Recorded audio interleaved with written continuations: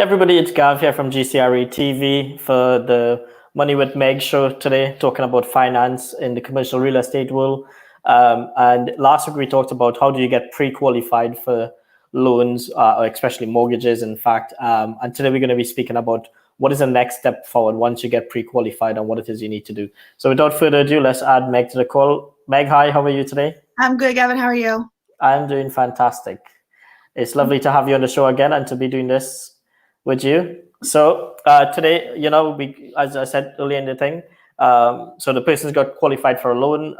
Now, how do you get to closing? What do you need to do going forward? So I'll let you carry on, and I will just stay here as well. And if I have any questions as you go along, we'll ask it as we go. Okay. All right. Thank you. Thanks again for having me. So Sure. Last week we talked about getting pre-qualified for a commercial real estate mortgage. So today we're going to really continue with the process. How do we get from getting pre-qualified all the way to a close? Yes. Really just giving people some tips on how to manage expectations going through this process and letting them know there's going to be some landmines. Hopefully you don't step on, giving them some tips and maybe how to get around them as well. So yeah. That's going to be our main topic today. But like I started off a little bit last week, it's still the same thing once you're heading towards a close. After you're pre-qualified, you still just have to make sure from day one you're properly presenting the loan file up front to lenders. You're giving them all the good, the bad, the evil, everything that is associated with the loan file.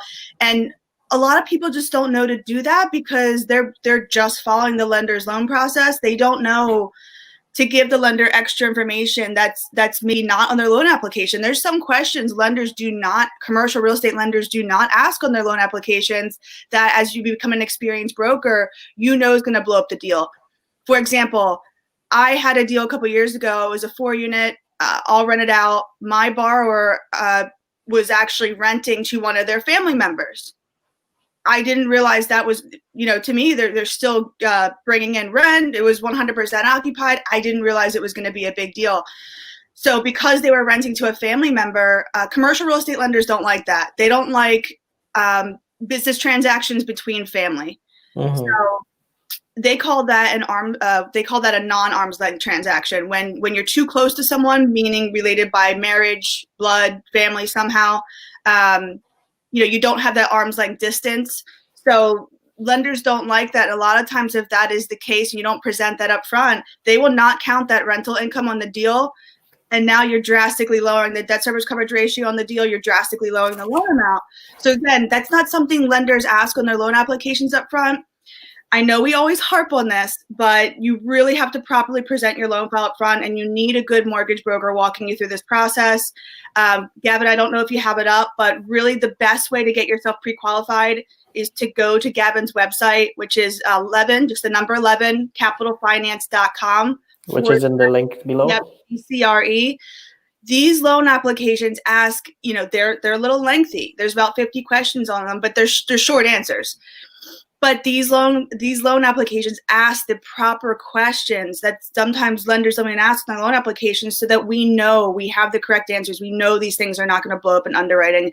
And again, getting pre-approved, having that mortgage pre-approval on your hand is half the battle, which we spoke about last week. But now you have another half the battle to fight, which is what we're going to focus on, which we're focusing on next week. So now that you have that mortgage pre-approval on hand, just remember, you have given the lender a certain amount of documents for them to issue that to you, but you haven't given them the full loan package yet. You're still going to have to back up everything you said in the loan application. You still have to back up with documents. So that is the biggest thing. People just always have to keep that in mind. If you said, okay, I have an entity, I'm closing an entity name, and I'm 80% owner, and I have amazing credit. I have a 20% owner that doesn't have great credit, but they're a minority owner. Most commercial lenders, if someone's under 20%, they actually won't underwrite them. So technically that person would have to be 19% in that scenario. Majority would have to be 81.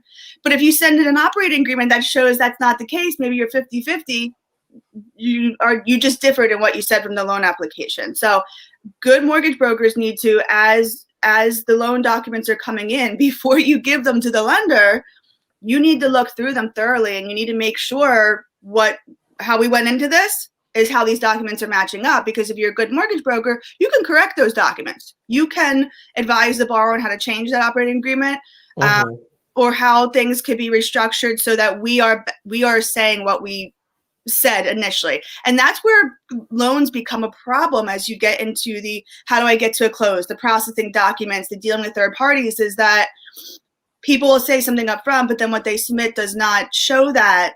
And that's when lenders start getting, questioning, should we lend to you? Is this almost like a judgment call? It's an ethical call. It's a business decision. If this business person is telling me this up front and then I'm not seeing that through the paperwork, you're putting yourself down the wrong path. And sometimes it's just an accident, just so you know. Sometimes someone in the beginning of the loan, I wanted to close in this entity and these were the ownership percentages, but now I want to close in a different entity and they're different ownership percentages. Real estate investors and people borrowing commercial real estate loans are also busy people. It's not all the time that they're doing it on purpose. When you get experience in the business, you can feel who is just experienced and busy and making mistakes, or who is just kind of jerking your chain and can't back up anything they're saying. So you'll definitely get a feel for that as you deal with more and more people through the process. So we're moving on. You have that mortgage pre-approval, as I went back to, but make sure now, a lot of times once you have that mortgage pre-approval, it depends on the lender. Most commercial real estate lenders are going to want to run your credit before they issue you a mortgage pre-approval. That's pretty much how everyone does it, because they want to make sure, based on your FICO scores, here's our interest rate. That's really how it's done. Some people who are finicky about having their credit ran will try to get a term sheet first and then have their credit ran after that. I always advise my clients it's really not the way to go. We really want to get the exact interest rate, LTVs, everything going up front, which is going to involve running a credit and a background check on all the majority owners of the company. You also want to make sure when you get that mortgage pre-approval, and not all commercial real estate lenders do this, but this is why you need someone good walking you through this process. You need to make sure that also, once you have the mortgage pre-approval, it lists all the terms of the deal. You want to also have a full funding document list on there. And that's where, as a good mortgage broker, you have to take a step back and call your client, go through the list with them, make sure they can provide all these things. You don't want to start going through a loan. And I can't tell you how many mortgage pre-approvals I've actually gotten from lenders where it does go over the rates and terms and stuff, but for some reason they don't have all the funding documents they need to close on it. And then I will ask them, well, what is everything you need? Which at this point, I know everything people need, but you just want to make sure, because sometimes people might say to you, I don't have that. Well, maybe it's something we can get. But if it's not something we can get, we're not going to be able to close with this lender. So we need to obviously move on and replace the file and kind of go back to the beginning of this. So that's one big thing I wanted people to look out for. So you have your mortgage pre-approval. Once you sign it and you return it back, that's really at the point where the lender's going to start ordering the appraisal and your third-party reports. Always make sure that you check credit and background. Really should be ran before a mortgage pre-approval is given. But if for some reason it wasn't, make sure it's ran before the borrower pays for the appraisal, because I have actually been in situations with commercial real estate lenders where literally we're at the closing table, and I have had a lender call me before and be like, the borrower's credit doesn't check out. And I'm like, you're joking, right? Why is everyone sitting here at a closing? You guys paid your attorney to draft up mortgage documents. What are you doing?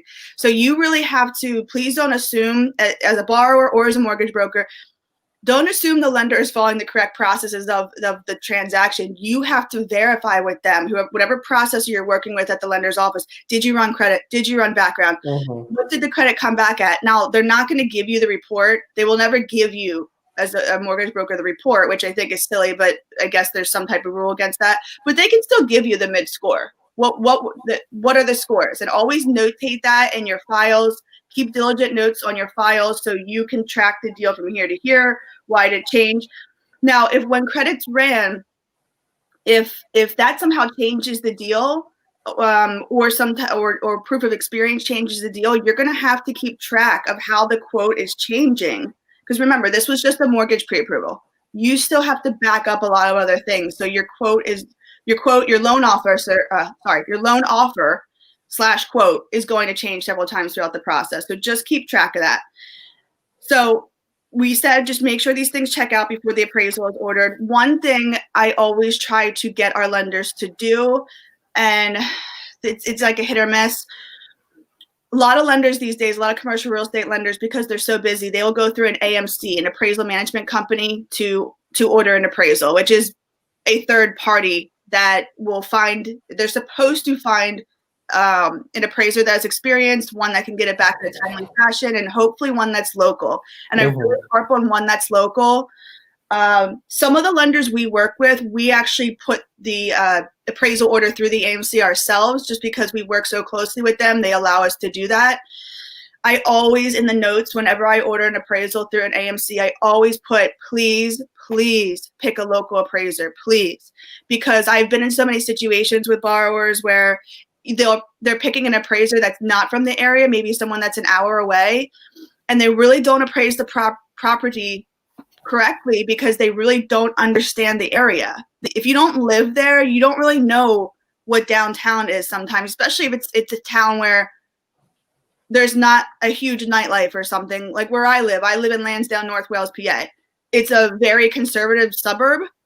There's no nightclubs, no strips with restaurants and stuff. So I know the nicer areas of town, the hotspots, but someone that doesn't live here wouldn't know that. So always make sure it's a local appraiser. I always tell my borrowers when the appraiser calls them, I always say, ask them a trick question. What's the hottest restaurant around here? Give them a little test to make sure they're actually local. If they don't answer the question, if they can't answer the question properly, let me know. We'll go back to the AMC and ask for someone else.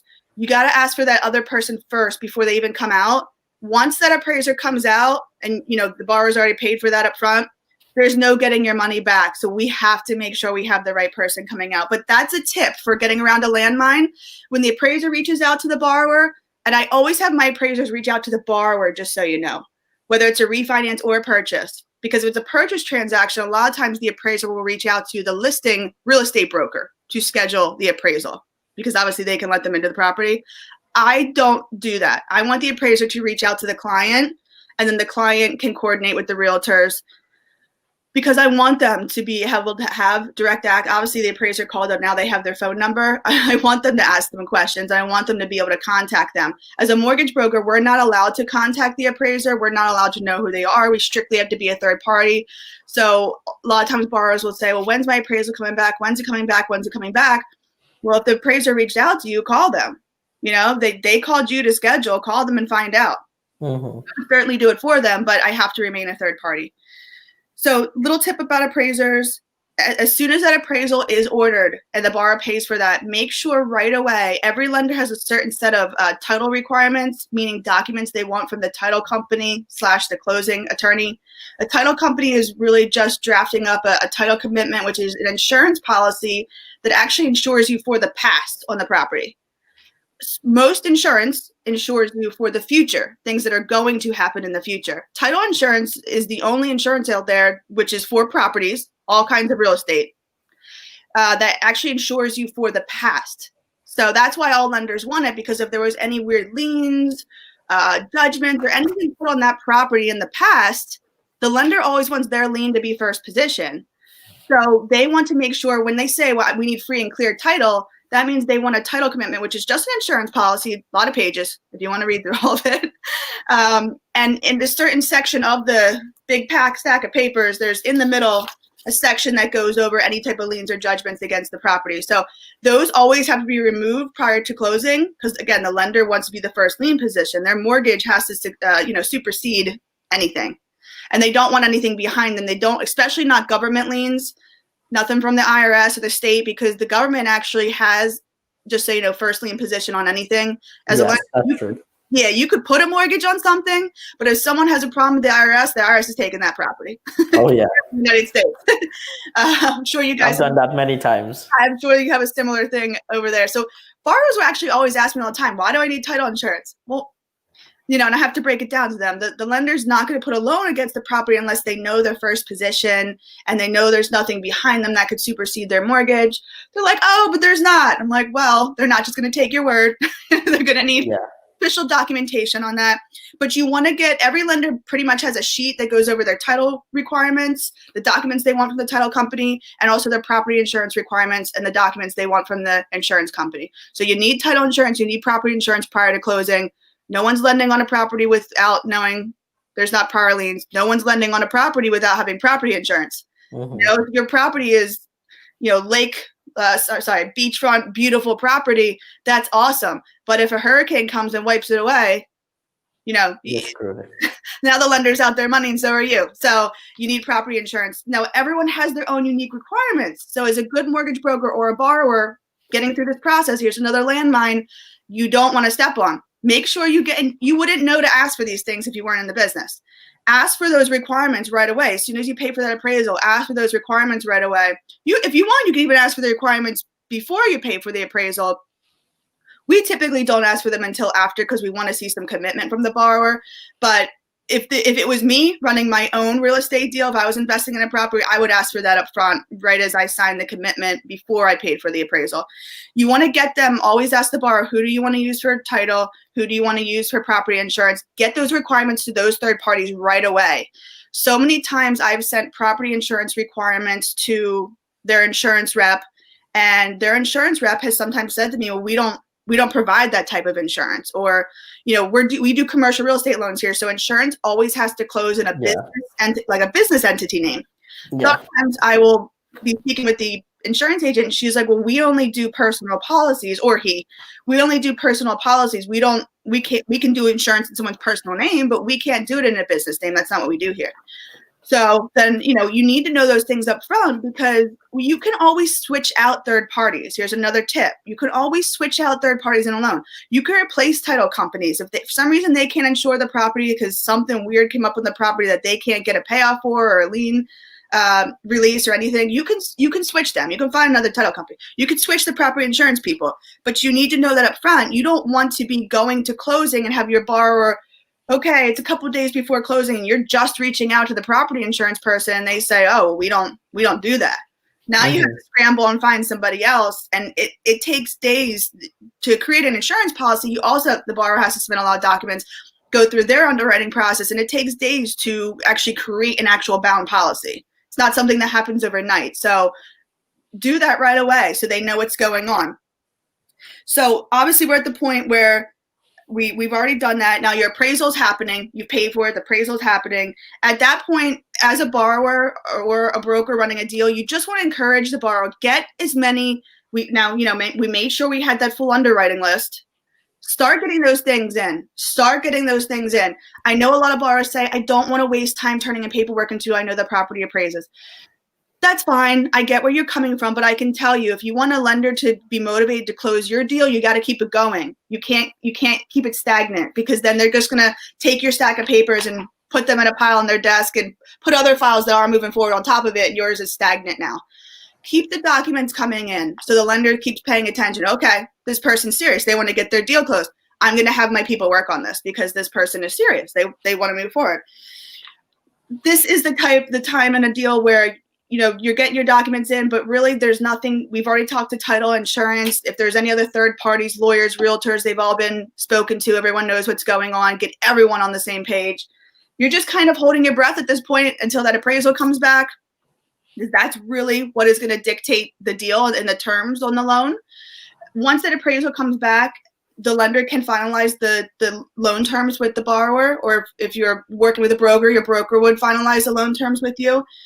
That is one landmine, unfortunately, you're really not going to get over. And that's the hard thing about real estate transactions. We do commercial real estate, but the same thing happens in residential. If the property does not appraise, there's really no way around it, to be honest with you. I always tell my clients, expect it to not appraise. So just expect a little, let's be conservative with the, the value of the property. Expect it not. If it's not, doesn't mean the deal's dead. It just means there might be a lower LTV given towards the purchase price, or there might be a lower LTV given towards the as-is value. So you're walking with less cash out. So you really have to pay attention to tight deals. If something's really tight, where there's not a lot of space there, especially on a refinance cash out, you have to let the borrower know that up front, that this is tight. You're only looking for 20,000 cash out, but if it appraises 10K under, if 10K doesn't cut it for you, should we go through this whole entire process? Not that you want to lose a deal, but you don't want to drag someone through a process that may not work out for them. I always let people know, try to have comps on hand, try to have your own comps. You can dispute the appraisal. Every AMC does have an appraisal dispute form. Every appraisal company themselves, if you go direct to appraisal, does have a dispute form. What they really will want you to do is provide your own comps then of properties sold, similar like properties sold, typically in a 2-mile radius, 2 to 5 mile radius, depending on the property type, in the past 6 months really is what the comps are based off of. So hopefully those are attainable. It's harder to find comps on commercial properties because commercial properties are not bought and sold like residential homes, 1 to 3 investment properties. So just keep that in mind. I always do tell people if they're iffy on the value going into a deal, get a CMA from your realtor, which is just a competitive market analysis. They can try to, pretty much they're finding comps, have them on hand. We can try to dispute it. We can give our comps. Just so you know, 9 times out of 10, it doesn't go anywhere. Appraisers are, they're very tough these days. They really, even if you have a good case, a lot of times they do not want to change their value. They just won't. I once in a while they will, but honestly, it's a really slim chance. What I do tell people is if it's an appraisal, a 1 to 4 unit investment property, those range from $500 to $900 if you're going through an AMC, which is a good amount of money, but it's not a ton of money. Commercial appraisals really start at $15,000 or $3,000 and higher. If you're doing a large mixed use property, you could pay $5,000 for an appraisal. That's not something someone can pay for again. The dispute process can go on for weeks and go nowhere is the point. So not that you can avoid this landmine, but if you really disagree with the appraisal, you can order a new one. So that's just something I make my clients aware of. And if the new one comes back better, the lender will go off the better one most of the time. So, I got a question for you on that then. So would you use the same AMC or would you use a different AMC? No, just get a totally one. No, I always say to lender, let's use a different appraisal management company. Now you still have to be careful because all the AMCs do use similar appraisers, just so you know. So you can get into a situation where you had an appraiser that really botched. That really botched a report. The borrower's so upset, they're angry. They maybe know that appraiser. They're like, oh my God, he does this to everyone in town. You can go back to lender and say, I don't want to use the AMC again. You cannot tell the lender what appraiser you want to use or the AMC you want to use. I'm sorry. You cannot tell the AMC or the lender what appraiser you want to use, but you can tell them who you don't want to use. Right. So if that appraiser already did a bad job, you can go back to a different AMC and say, please do not select this person. But you can't tell them who you want to select because then they think you might be trying to sway the value of the property if you know that person. Yeah, it looks like a bit dodgy, as we would say. It looks like you have a friend and you want to pay him a favor to do this for you. And you know what, Gavin, a lot of that did happen prior to 2008 here in the United States. So that wasn't the only reason we had a market collapse here in terms of real estate. It added to it, of course, but they really try to keep mortgage brokers these days, even lenders, totally separate from the appraiser who's doing that appraisal. That's why they even have an extra layer now going through the AMC. Is the lender doesn't even know who the appraiser is. You have to go back to the AMC to get the report. Only that AMC knows who the appraiser is they select. Yes. And of course the borrower, if the borrower was the point of contact for them to schedule the appraisal with. So I know we're going to wrap up here. All right. I always said, try to get your own comps if you can. That's just a part of the deal that is hard to overcome. If the appraisal does come back and the loan terms work, even if it didn't come back 100%, but the revised loan terms still work, you're good now. We're pushing everyone to a close. The borrower's still getting those final documents in. So once you have those confirmed loan terms and they work for the borrower and the borrower is going to move forward, it is time to rush everyone to a close as a mortgage broker. You just want to hurry everyone up, all third parties. As soon as that appraisal comes back and you have a confirmed loan amount, that's when you go right back to title and property insurance again, and you say, here's the confirmed loan amount. Let's go. Your title policy needs to be for this loan amount. Most of the time, the property just has to be insured for most lenders for the loan amount. It depends on the lender and what type of loan you are in. But for rental loans, besides the property being insured for the loan amount, they always usually want rent loss coverage as well.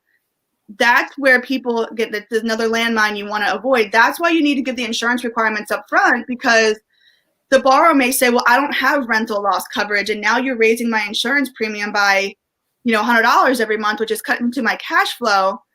That's why you need to do that every month, because the lender is going to use now the new numbers to calculate the debt service coverage ratio again. So if you just made that person's insurance go up, you may change their loan amount as well, because you're increasing the cost to run that property, and the lender is going to take that into consideration. So always want to avoid that landmine, but everything works out. Rush everyone to a close. Once all those documents are in, the lender is going to give you a CLC, which is a clear to close. And at that point, once you have the CLC, you are really good to go. You need to make sure the title company, the lender is going to create their final closing documents. They're going to send them to the title company. From there, the title company is going to draft up a closing statement, which is also called a settlement statement. On 1 to 4 unit properties, it's called a HUD-1. It means the whole entire same thing. The closing statement just goes over all the loan fees of the loan, what the borrower is bringing to closing, or maybe what they're getting if it's a cash out transaction. Make sure, go over that diligently, go over it with your client, make sure it's accurate. Keep receipts for your client, or if you're running your own loan as a borrower, keep receipts. If there's things you paid for up front, like the appraisal, maybe there was a little upfront underwriting fee or something, make sure those are marked on the closing statement as POC, which stands for paid outside of closing. You want to make sure they're noted as paid, because sometimes if people are rushing on the settlement statement, they will put those fees in again, and you have to pay attention. Those were already paid for. And then the title company will say, well, how do we know that? Here's the receipts. Here you go. So again, another landmine you want to avoid. Just keep receipts on everything. Of course, check that settlement statement. Make sure those things that were paid for up front are noted properly on the closing statement. And then if your closing statement is good, all the documents are in, you have the clear to close, you have proof of property insurance, you're good to go. Your borrower's gonna go to closing. You're gonna coordinate for your client. You're going to coordinate with the lender, the title company, insurance company, that everything is in, and then what day of closing works really for the lender, the title company, and the client. And as long as they can all get on the same page, the same date, the same time, verify the address they need to go to. I always ask the title company, can you send me a closing confirmation, which is just a one-page sheet of the address they're going to, the time, the date. I like to have it on paper.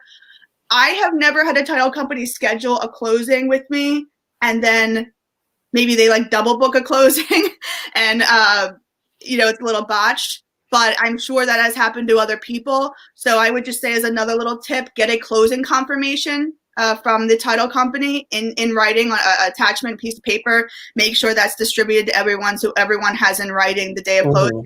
And if for something were to happen, you could clearly prove that was the title company's fault because they put it on. No, that's great stuff. So then, you get to closing, your client gets to closing, they sign all the closing docs, which are the mortgage documents. They're going to have to initial, dot, cross their T's, sign everywhere properly.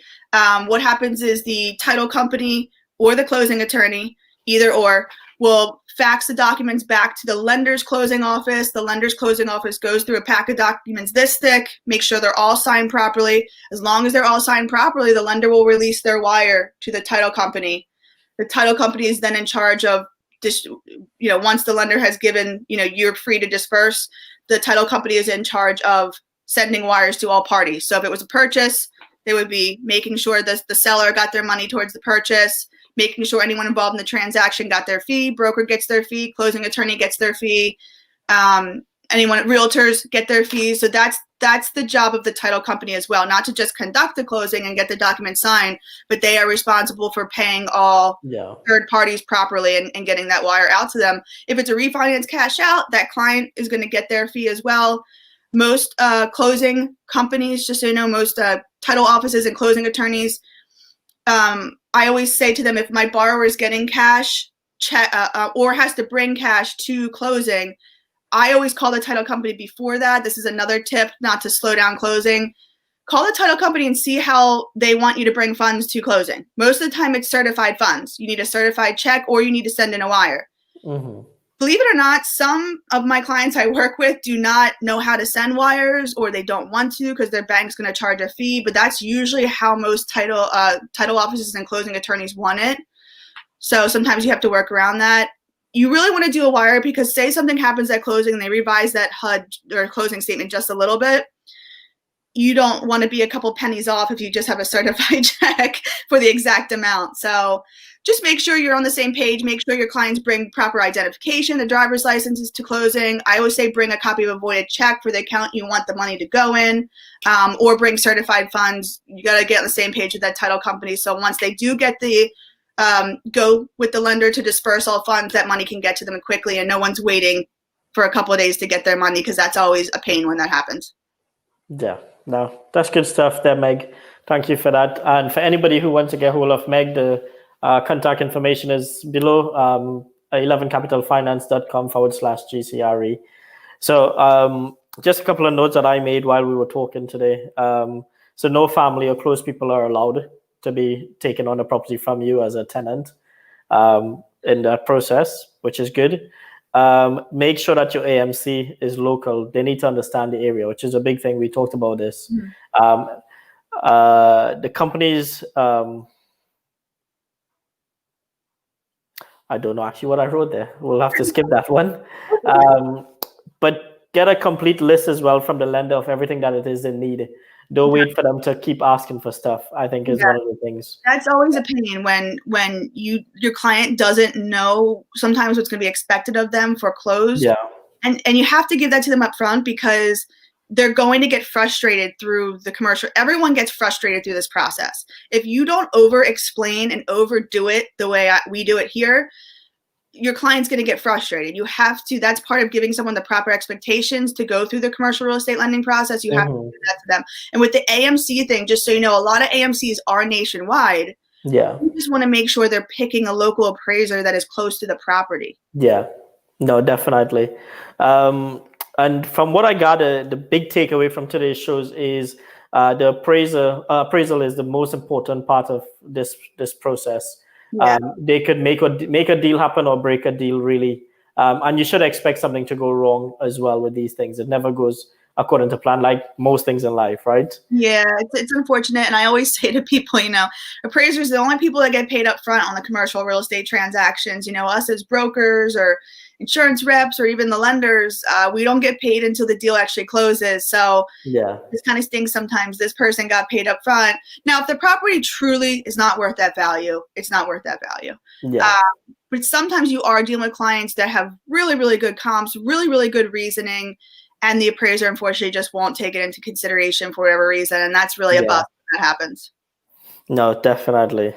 And the other two things is make sure you get a CMA from your realtor just to be safe, and also check your POC on final paperwork just to make sure that everything is paid up in full, so there's no loose ends. Yeah, just make sure you're not getting double charged for things you've already paid for. Yeah, definitely. Meg, that was a really good show today. Appreciate your time always on the station. Just for you guys who are looking, if you want to get hold of Meg again, 11capitalfinance.com/GCRE. All of Meg's details as well is going to be in the description. So if you're looking at this on YouTube, which is a new thing that we have here at GCRE, click on the description link below. It'll expand it and you'll see all the different shows that we have with Meg, and also how you can get hold of her. Also, don't forget to keep an eye out. If you're at home, you can look at us on Roku, Amazon Fire Stick, Apple TV, Android Smart TV. We have the dedicated iOS and Android apps now that has been released. So I shall send a link for you, Meg, to have a look at it. And also for the viewers, the link to downloading the Android and the iOS app as well is going to be in the description. And Meg, that's all we have for today. Appreciate it a lot. And I look forward to doing the show next week again with you soon. Thank you, Gavin. Thanks for having me on. All right. Take care. Bye.